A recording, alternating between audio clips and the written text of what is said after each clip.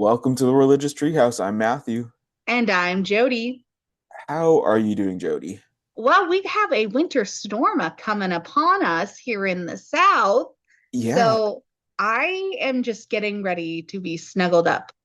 How are no, you I doing? am so excited. We're on like two opposite sides of the South, but the storm is coming for both of us. Yeah. I am so excited for Stormageddon. When this comes out, this should be like being released in the midst of Stormageddon. So I'm so excited for all that. But no, my California heart is excited for the snow and seeing what that's going to be like. Um, But yeah, it'll be Yeah. new. It'll be an experience. And I hope that there's a lot of hot chocolate involved. That's my goal. That's my goal for Amen. Yeah. Snowmageddon, hot chocolate. Yeah. I'm already prep planning. Like, I need to dig a path for the dogs through the snow so they can go to the bathroom. Mm, Because we got two older ladies, and then Torple, her legs are toothpicks. mm, She's going to freeze through and they're going to snap off. of course, of course. Yeah, but I mean, snowball fights will be aplenty here. Oh, as I've been told as well, and I'm excited. This is going to be so much fun. It's going to be so cold, and I have socks and gloves, and I'm prepared. It's almost going to be as much fun as today's episode, which is about what, Mr. Matthew? We're talking about Cain and Abel. That's right. We're diving into the Bible this week. I'm so excited for this. Like, we've been doing a lot of we've been going through the terror in the mind of God, that series, going through all of like religious extremism and stuff like that.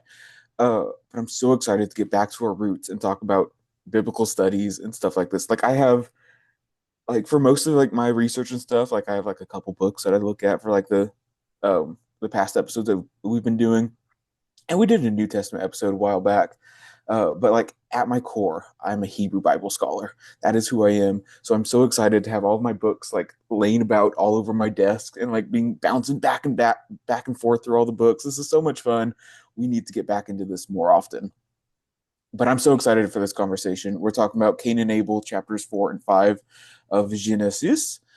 Uh, I don't know why I went French there. I'm so sorry.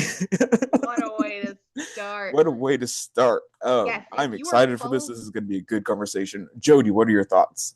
if you are following along with our Bible in a Year plan, you will have already read this section, which Mm, may or may not be our inspiration for why we're doing it. My initial thoughts is, Cain just needed some emotional regulation, some hand holding, a corner to go yeah. into when he did not get God's favor. He Yeah. No, really, there's a lot. And you mentioned the Bible in a year plan. I want to get out ahead of the allegations. I hate Bible in a year plans. I know we have this like on our social medias and stuff. If you follow our socials, you'll see this. I don't think I've ever said this in like a public forum such as this, and I need to say it now. I hate Bible in a year plans. I think they're awful. I think they're tacky. I think they're annoying. Are we doing it anyways? Absolutely.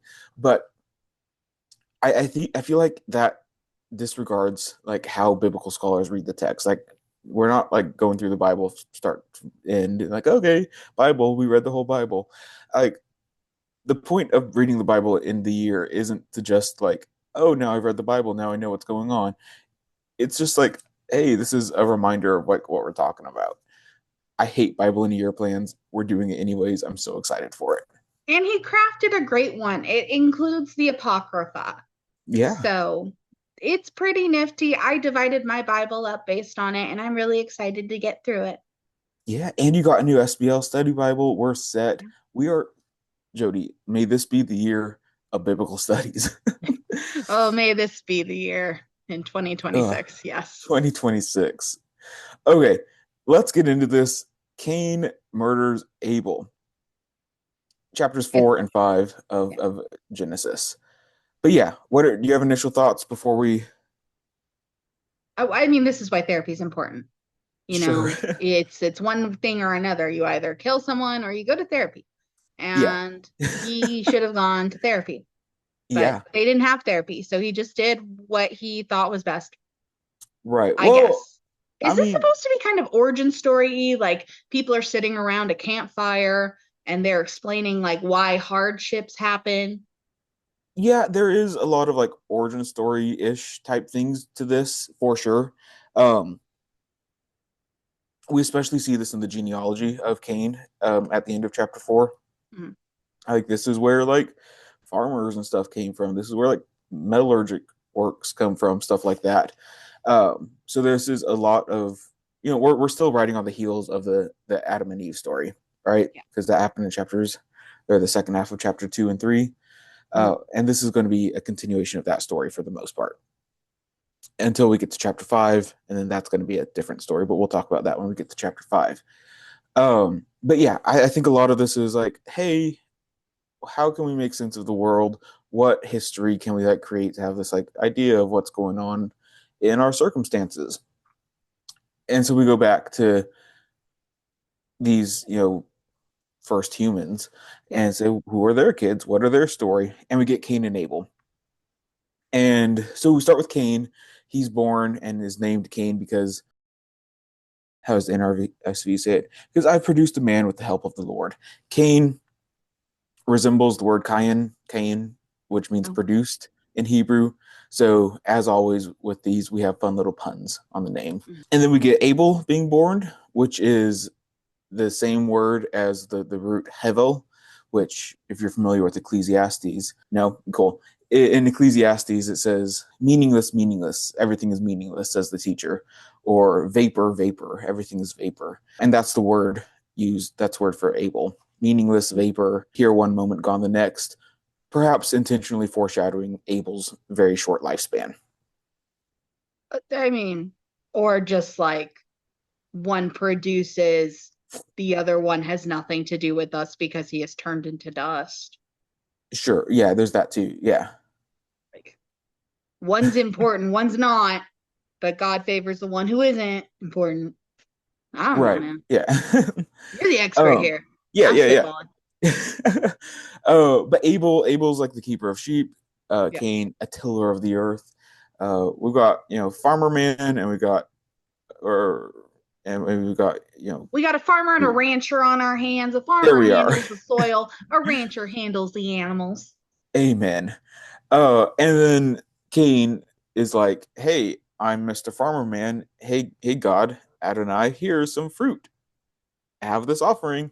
And Yeah. Abel's like, "Well, I'm a rancher man, so here's my like firstborn, like top of the line offerings." And God's like, "I really like this a lot better." And it's not only that God likes Abel's offering better, God also likes Abel better. Oh, Um, okay. it's not that God's like, "Hey, this offering's better." It's like Abel and your offering, you're better. Which then Cain gets angry, Yeah. and then God has this like cryptic verse about sin, which I don't know. It's fun. Sometimes the Bible has fun little cryptic things. What is it? If you do not do well, sin is lurking at the door. Its desire is for you, but you must master it. So fun. But in other words, God's like, Cain, your anger is your own fault. Yeah. Like, better you keep it together, keep it in check, or like something terrible is going to happen, and then something terrible happens. Yeah. Take it on We the chin. love foreshadowing. So then Cain takes Abel to a field. Cain kills Abel. Uh-oh. Oh. Then Adonai asks where Abel went, and we get the famous "Am I my brother's keeper?" which a banger of a line. We Yeah. love we love when the Bible is so quotable like that. Hmm. I have used that line on people before. They don't take it well. Well, well, uh, but then God asks, "What has been done?" Blood cries out from the ground, and then God curses Cain, and will no longer, and the earth will no longer give to Cain its strength, but mhm. Cain will be a fugitive and a wanderer, according to the NRSVUE. Yeah. Um, Cain Okay. is So worried. are we cursing Cain? Is it cursing the land? Right, we're cursing Cain here. Um, yeah, when you till the ground, it will no longer yield you to its strength. It will be a you will be a fugitive and a wanderer on the earth. I prefer restless wanderer. We'll talk about translation of that in a second. Um, but yeah, Cain said to the Lord, "My punishment is greater than I can bear. Today you have driven me away from the soil, and I shall be hidden from your face. I shall be a fugitive and a wanderer on the earth, and anyone who meets me may kill me." So there's this punishment put on Cain. We get the Mhm. famous mark of Cain, Yeah. which is traditionally thought. like when you hear Mark of Cain, what are your thoughts? Like what Oh connotations my do you God. I love the show Lucifer, have? and they Okay. had Cain on that, and he had the mark of Cain. There was also the mark of Cain in Supernatural, and it's Okay. usually like somewhere on their bodies. I feel like I've mostly seen it on the forehead. Mhm. And then when I think of that, I think of seven. You think of Because seven seven? times or is it 77 Oh, times? right. 77 times. Um, yeah, whoever kills Cain will suffer a sevenfold vengeance. Yep. Right. So forehead is like what is traditionally thought of as. There's like places in Deuteronomy where it's like this is where you put marks on. Yeah. Um, and also like this could be similar to like a enslaved person's marking Mhm. because that happens in the Bible. But a lot of times in modern connotations, when you hear mark of Cain, Mhm. it's usually a negative thought that you've been marked for something bad. Yeah. But this is the opposite. What's happening here is a mark of protection of some sort Mhm. because Cain has done this evil thing, and God is like, hey, I'm going to protect you anyways. Okay. Other things, if we want to get into the history of interpretation here, Mhm. some white interpreters have interpreted this mark as being black skin. Ugh. And this has been used to justify slavery and racism and all sorts of other things. And there's just absolutely no basis for this whatsoever. This is just something that people have made up as if it's something that's obviously true, which it's not, because obviously that's not true. It's not true. It's okay. Number one, when you're reading the Bible and we're at the beginning, everyone's brown. I, I'm sorry, white people. I love to tell you, we're not reading about a bunch of Englishmen. My goodness. My Lord. So, okay, that's not fun. That's not Correct. cool. Correct. That's real weird. That's real weird behavior of some people to exhibit. Yeah. Anyways, but it's a mark of protection. Yeah. Okay. So that's like the general gist of what's going on here. Yeah. Um, any thoughts before I get into some other like random tangents that I have on this section? Okay. Well, now that I know what Abel's name is, I'm like, why do we even care if he's dead? He just meant vapor. Right. But then it inspires a whole course. I'm wondering what Adam and Eve's thoughts were on this whole thing. Mm, That's just me constantly wondering about family dynamics. Like I told Matthew, I've been reading the Bible while listening to fire crackling because I don't know, I just like to imagine these things being told over mm, a tale being told by the elders in whatever tribes, and they're giving us this genealogy. And I don't know, I was sitting there listening to this story, and I was like, well, what were they trying to warn them away from? mm. What were they trying to explain? So I don't know if you can help me. Yeah. Like I think what we have here is um well, I mean like we have the first murder in exile, Hmm. essentially what's happening here. And I think when we're grappling with human stories, and this is me just spitballing, I have no idea here.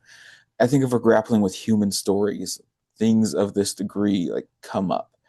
Like if you're if you're in a culture or society of any sort, like there's going to be things like this that happen. Like people are familiar with murder, and being able to have a story to kind of be like, how does this go on, and then still like not really have a clear explanation. Like it's not clear at all by the text why God favors Abel over Cain. Hmm. So I think it provides an opportunity to kind of just sit in that discomfort, but I could just be spitballing and talking out of my butt Here's here. my other thought. Okay. So Cain's giving him fruit, produce, the Hmm. Garden of Eden, produce. We got Abel coming in here with a blood filled animal. Mm. Is God a vampire? He preferred the blood. Um, there, there. This is a tangent. But there was a small. religious movement in Fresno, I think, Mm. Fresno, California, Oh, good. made up of Christian vampires. And it ended horribly, ended with like mass murder of their family. But yeah, so like not great. But there is there's not good reasons to think about this, but there have been historical examples of people thinking maybe vampires is the way to go. Because, he enjoys the blood of the sacrifices. And this is when we first that, start seeing evidence of God's enjoyment of animal sacrifices. And that kind of sets the tone, because then we get into Exodus. And well, I mean, even later in Genesis, we start seeing more animal Mm. sacrifices. Get into Exodus, we get really laid out descriptions on how to do the animal sacrifices. Yeah, because that's the other thing here. Like, I think this is the first sacrifice that we Yeah, have to God that I can think of. I could be wrong. Maybe something happened with yeah, Adam and Eve, but there's no like explanation of like how to do the sacrifice. They just kind of like know how to do it, and it's like yeah. because this is a thing that you do, and it's just like that's how you do it. Like we don't need an explanation of how and why this came to be. It's just something that happens. But yeah, Yeah. You would just think a man who had an entire garden full of produce, so much so that he had a tree that you were not allowed to eat from, would appreciate Cain's work. right. And then yeah, but I mean that's just not how ancient I understand that's not thoughts how work they work. for So sure. I understand that. But yeah, no, if we want to follow that logic, we can. I'm not sure if Oh, concluding that God is a vampire is what the biblical authors intended. In fact, I can pretty confidently say that's not what they intended, but more power to you. I've heard worse interpretations. nope. But I got a new episode idea. So Cool. check back in later, fellas. So moving on from that, we get the mark of Cain. He's restless. Yeah. And then they have Seth. Yeah. Okay. Well, let me go off on a few tangents there. First, the restless wanderer, fugitive and wanderer, however you want to translate that. What we have here is a hendiadys. This is a grammar term. Sorry, hendiadys. I'm so sorry. This is a hendiadys. We can't speak here. If you It's want to go somewhere to learn how to pronounce things, go somewhere else. listen. So much of my education is like reading things and like knowing what words mean, and then just like if I don't read them, I write them down. But like actually saying these words out loud, it's like so new to me. But a hendiadys. Um, is like two words connected with an and to like express a simple idea like but they each can kind of like modify each other like nice and warm could be like nicely warm. Famously, if you remember our episode on Genesis 1, we have tohu vavohu, which is wild and waste, murk and mire. I think the famous translations is like formless and void, but I don't like those as much because like there's like a literary device happening there where like tohu vavohu like flows very nicely and it's this like intentionally constructed word. And we have a similar thing here with restless wanderer, not va'anad in Hebrew. So like in a very serious translation, I would try to like do something fun with this to like show that there's a literary device being used here with like alliteration or rhyming. Um, like a waverer and wanderer if I want to like be real fancy with it. But like, and this is me getting pedantic with translation, and we can talk about translation at some other point. But like, if I want to do a really good translation, I think we need to take into these literary aspects, not just like the main thing that gets lost in translation is meaning because it's so hard to replicate all of these literary devices being used. So anytime that we can like bring to light, hey, there's something fun happening here, I think we should. Yeah. And that means maybe complicating the translation a little bit to be funky. But the word here, nava anad, is the restless wanderer. One commentary I looked at has like a totterer and wanderer, which I thought Oh, was fun. But the same word here is the land that Cain goes off to at the very end. Cain went away from the presence of the Lord and settled in the land of Nod, east of Eden. And the word Nod there is literally wanderer or wandering. So Cain goes off to the land of wandering, which is the same word that we have in this. hendiadys, Yeah. which is fun. Woo! Yeah. And may I go off on another translation rant? You may go off on another translation rant. So, anytime anyone asks me, Matthew, what Bible should I read? What's the best translation? I have three answers. We have the SBL Study Bible. Soon the New Oxford Annotated Study Bible should be coming out with like the NRSV UE, probably sometime later this year, and I'm so excited for that one. But that's beside the point. But I recommend the SBL Study Bible, the JPS Tanakh Study Bible, edited by Adele Berlin and Mark Brettler, and then Robert Alter's translation. And what I really like about the JPS Tanakh and Robert Alter's translation is the section in um, verses 6 and 7, Mm-hmm. because there we have this like poem. It's like it's versed out as if it's a poem, and I think a poem much better represents this dialogue that God is having, because we have this like poem here, and we have a poem at the end of chapter 4 as well with Lamech, but we'll talk about that in a second. But like God's dialogue in verse 6 and 7, the Lord said to Cain, "Why are you angry? And why has your countenance fallen? If you do well, will you not be accepted? And if you do not do well, sin is lurking at the door. Its desire is for you, but you must master it." And I think by just presenting that in a way that shows the poetic quality to it, the way it's formed together, I think adds so much more to the text, that it's not just this like simple dialogue. There's like intentional constructions happening with these texts here, and they're very intentionally literarily combined. Yeah. So that is why I really like Robert Alter's and the JPS Tanakh version, because they often take good notice of things like that. See, I can critique the NRSV UE, Jodie. You didn't believe it. And then and then we have verse 8, which is a fun like piece of literary stuff that's going on. Cain said to his brother Abel, "Let us go out to the field." And when they were in the field, Cain rose up against his brother. Now, if you read your Bibles carefully, there should be a little mark next to "they let us go out into the field." And that mark, if you go to the subsection, will say something along the lines of the Masoretic text, or MT, lacks "let us go out into the field." So our ancient manuscripts that we have of this, most of them have God saying, "Let us go out into the field," except for the Masoretic text. And the Masoretic text is going to be like one of our earliest, like complete Hebrew Bibles that we have, that is Yeah. like generally used as like the main source that we use to like translate things from. Mm-hmm. So what we have with like Robert Alters and the NRSVUE is we have that in the text. Cain said to his brother Abel, "Let us go out into the field." But the problem that is with the JPS Tanakh version is they more often than not adhere to the Masoretic text more so than variant readings that are probably more original. So that one reads in verse 8, Cain said to his brother Abel, dot, dot, dot. And when they were in the field, Cain set upon his brother. And they leave out the dialogue, "Let us go out into the field," because the Masoretic text doesn't include it. Now, they have a little um, side note that says Mm-hmm. that Masoretic text doesn't include this, but the Septuagint and Syriac text and yada, yada, yada Yeah. usually include "Let us go out into the field." Yeah.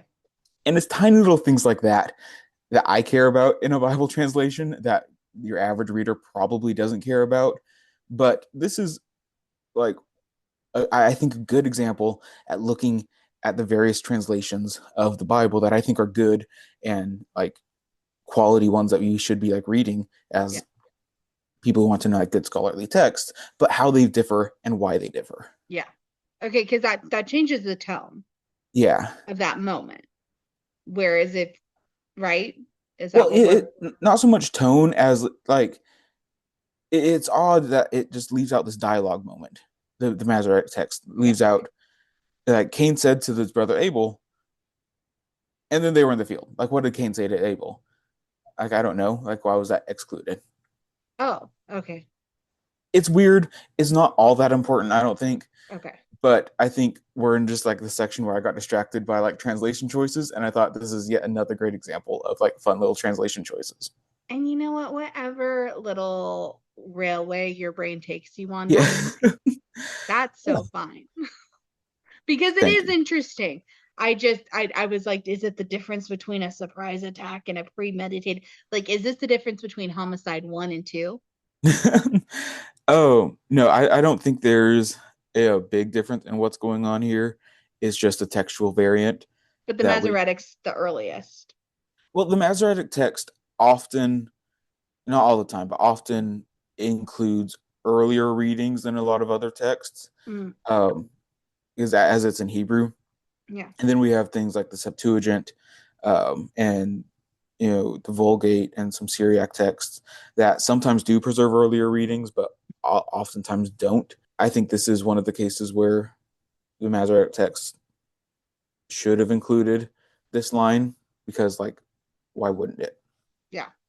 Okay. But it's just fun little things with the translation. Fun little things. Speaking of fun little things, is Seth born yet? Um, yeah, we can. Oh, well, no, because I think this is getting to something that you were talking about before we were recording. Yes. But what we have here is, well, first off, we have the repetition of the word brother. Brother gets used again and again and again, Mm, and this is kind of like highlight the enormity of fratricide that's happening here. Oh no, brother being murdered, not good. Um, but then we have an intensification of Adam's curse, and you kind of talked about this, yes. where when you till the ground, it will no longer yield to you its strength. You'll be a fugitive and a wanderer of the earth. Just as in 3:17, Genesis 3:17, we get the curse to the man because you have listened to the voice of your wife and have eaten at the tree. You shall not eat of it. Cursed is the ground because of you. Yeah. And we're getting an intensification of Adam's curse, and that seems to be the road we're going down here. Yeah. Uh-oh, the ground is going to be hard to till. Uh-oh, you did It, even worse. Now it's going to be even harder, and you're going to be a wanderer now because you can't till the land. but I took that as being on Adam and Cain. Why does that apply to everyone? Right. Well, I mean, I think, like, to some extent, like, it is referring exclusively to Cain in this case, but also as a story of origins that this is. It is, there's like a universality. It's like, what's going on here? Like, And okay, this, this is what happened because you know the ancestors did this. but this is why Now, I need Seth to be born because Seth is a part of this conversation. yeah, I mean, and then this does bring up internal conflicts within the text of, like, who is Cain worried is going to kill him if these are the first people. Yeah. How does Cain go out and build a city if it's just them? Yeah. So obviously the author here isn't really imagining Adam and Eve and Cain and Abel to be the only people around. This author is imagining, hey, a much wider humanity happening on the earth. But still, if the curse is on Cain, and this is why I need Seth to be born because it all leads to Noah. Okay, let's get to Seth. Let's talk about Seth. Okay, so Seth is born because they need another young son for everyone to adore Oh because my goodness, apparently I lied. We have so much before we get to Seth. he lied. Tell me what we Because lied. we have Cain's whole lineage before we get to Oh to yeah, Seth. yeah. Um, so we get Cain, who knew his wife. Who's his wife? I don't know. That's beside the point. But he Uh, knew her. and he built a city named Enoch and was like, "This is a cool city. I'm gonna name my son Enoch also." So that happened, What which man thinking? I don't have any thoughts on this, but I just want to bring this up. Yeah. If Cain was set to be a fugitive and wanderer, a wanderer of the earth, what's he doing building a city? Like, he's no longer wandering at this point. No. Odd? Yeah. Maybe. I don't know. But we get a list of descendants and the founders of disciplines, and then we get Lamech doing a murder, which, problematic. But we get the Cainite line kind of singled out as a vehicle for humankind's technical progress. It's not like a summary of culture's achievements. It's just like, Yeah. here's some cool things. And what's important about this genealogy and also the genealogy in the next chapter uh, is that it's related closely to some Mesopotamian traditions. Mm. I have a new word. Ready to say it with me? Everyone Yes. listening? Antediluvian. Antediluvian. It just means pre-flood, before the flood. Okay. So Oof. antediluvian genealogies are often closely related to the Mesopotamian traditions Mhm. of pre-flood things Yes. happening. So these lists would often have kings and rulers that lived thousands and thousands. I think 65,000 years old is like the oldest ruler that we have there. But these stories have kings that are thousands and thousands of years old, and this is what seems to be that the authors of chapters 4 and 5 are drawing on, Mhm. because we have these really really long lineages, or these really really long ages that, obviously they didn't live that long. So why are Yeah. they these numbers? We don't really know. If anything, they're like lesser ages than like the Sumerian lists, but um, we don't really know why some of the numbers are the way that they are. Like we have some numbers that we're like, okay, that makes sense. Like Enoch. Yeah. Um, well, that's gonna be chapter 5. When we get to chapter 5, we'll talk more about that. Someone lives to be 77 years old, and I think it's in Seth's lineage, which is something I want to bring up later. Um, Seth's lineage, we get Lamech, and he lives to be 777. That's it. Yeah, we'll talk about that. Yeah. Yeah, we'll talk about that in chapter 5. But this is an antediluvian rulers list that's kind of showing relationship to that. And the point of these lineages, these genealogies, is to tie these stories back to something. They want to create a direct line between these stories to kind of create a sense of unity between them. They're not Yeah. just stories that are thrown together, but there is a sense of unity that's happening for sure. Yeah. And then with Lamech, which this is going to be Cain's Lamech, Okay. not Seth's Lamech. We'll talk about that. In Cain's Lamech, we get this story, the Song of the Sword, as it's sometimes called, where is generally viewed as this cry of like a vengeful tribesman who's like triumphed over his enemy. Perhaps not quite related to Mesopotamian sources. Maybe it is, maybe it isn't. I don't know.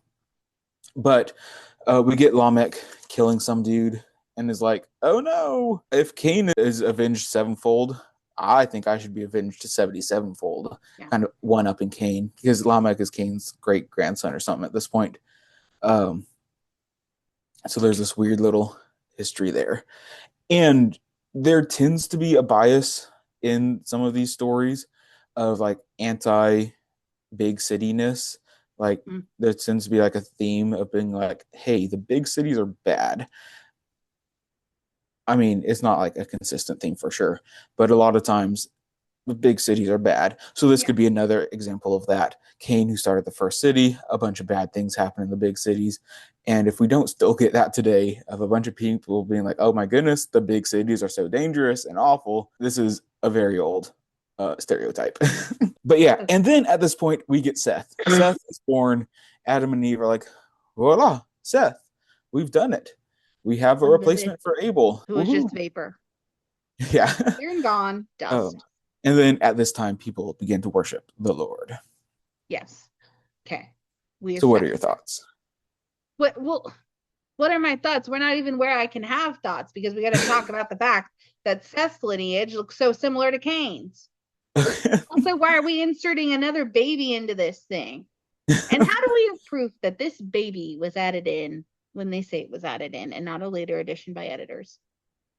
How old is Seth um, as a part of the well, lineage? okay, so I don't think, like, we'll talk about different editors in a second here, Okay. but what we have here in Genesis is an amalgamation of sources. Mhm. And what we have in chapter 5 is going to be a new source from what we've been reading. So I think we can say with enough vagueness that 2:5 through the end of 4, chapters 2 verse 5 through the end of 4, or sorry, 2:4 through the end of 4 is going to be one cohesive unit to some extent. Maybe there's some pieces, like the genealogy, they probably drew on other sources for that. But for the most part, that's going to be one cohesive unit. But then we have chapter 5, and that's picking up where we left off in 2:3. So we have the creation account of Genesis 1. That story happens, and then we can kind of pick that back up here Yeah.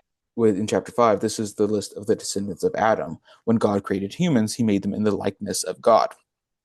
So this author here has no conception of the Adam and Eve story that we learned about in chapter 2 and 3, or Mhm. of the Cain and Abel that we learned about in chapter 3 and 4. We have a Yeah. completely new story that's happening here, completely new lineage without the baggage of Adam and Eve and Cain and Abel. We're talking about a whole new story. Mm. Does that track? Yeah, that tracks. Yeah.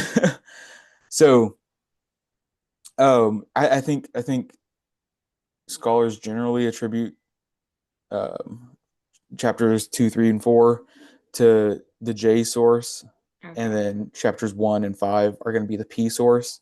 Mm.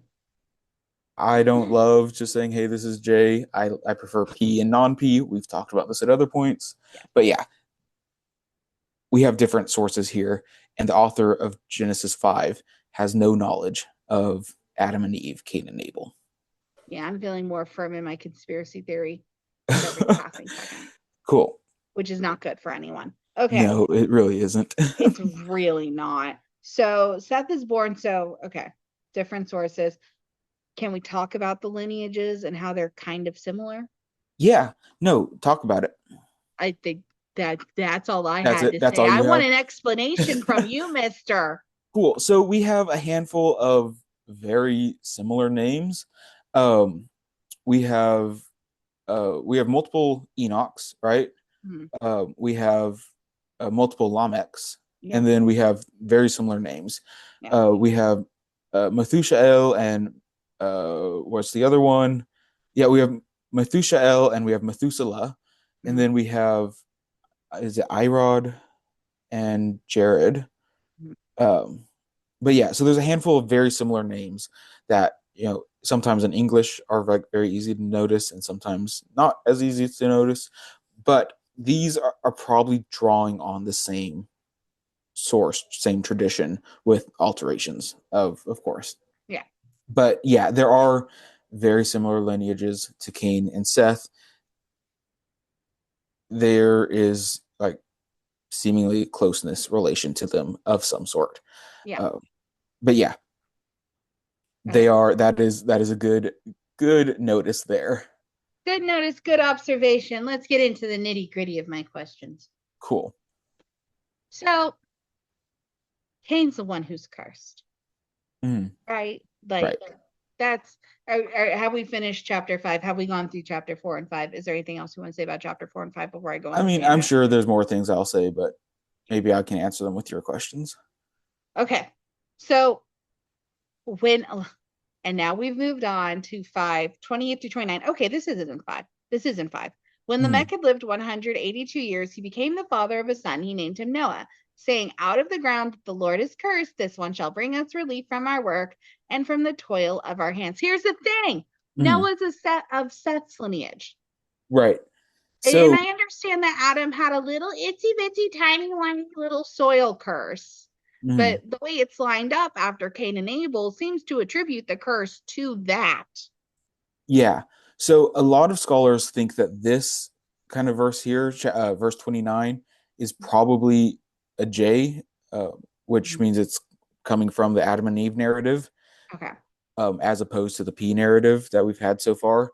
got it. And we've just kind of inserted that verse into there because what we have here is kind of a continuation where Noah is presented as this new Adam who's righteous in his generation, who walks with God, similar to Enoch.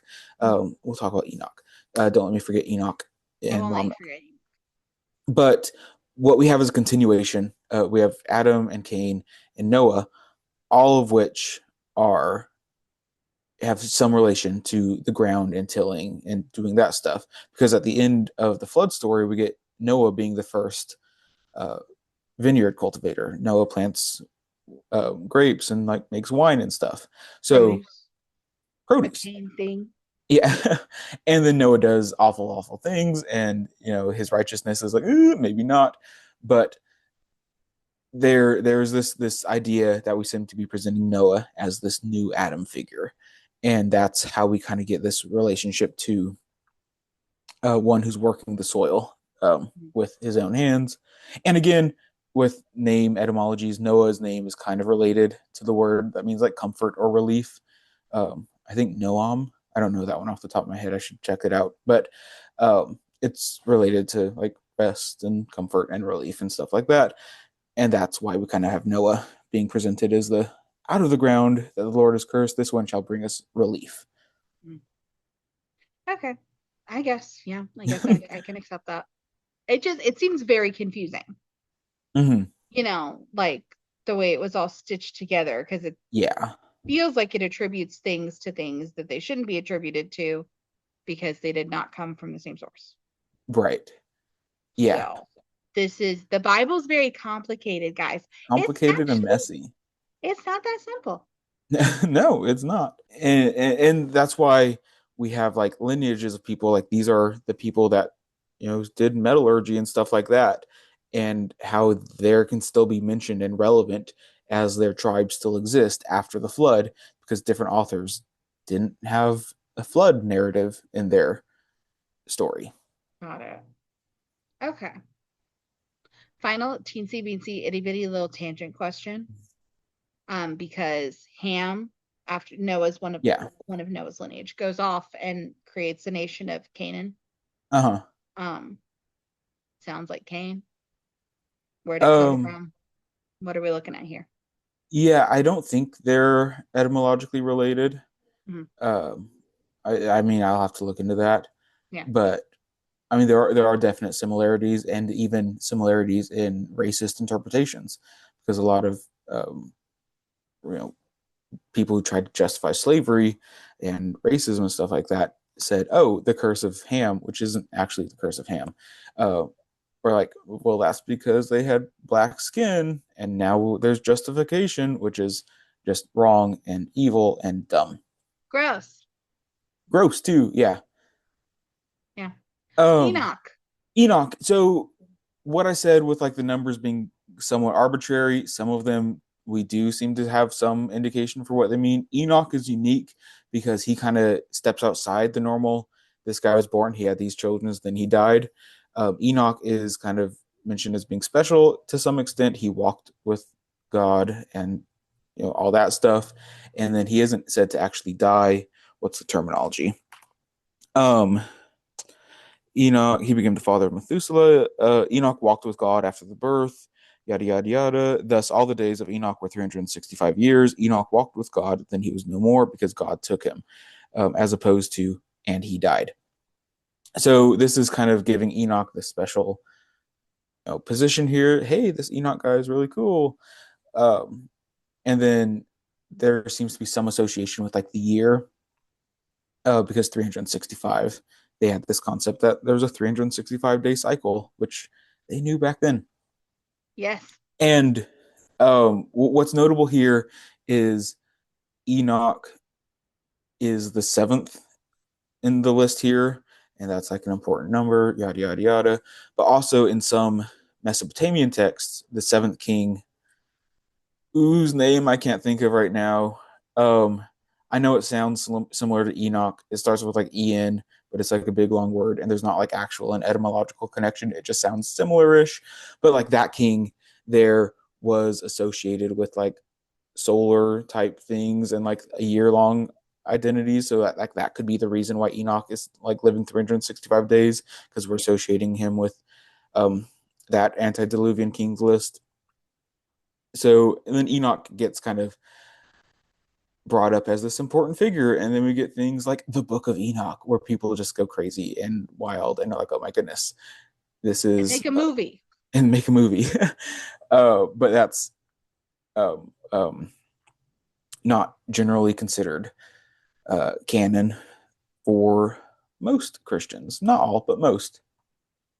And then we have Lamech, who I think is also notable because he lived 777 years, and that seems to be related to the notions of the sevenfold vengeance and the 77-fold vengeance. So we're just kind of layering onto that another seven.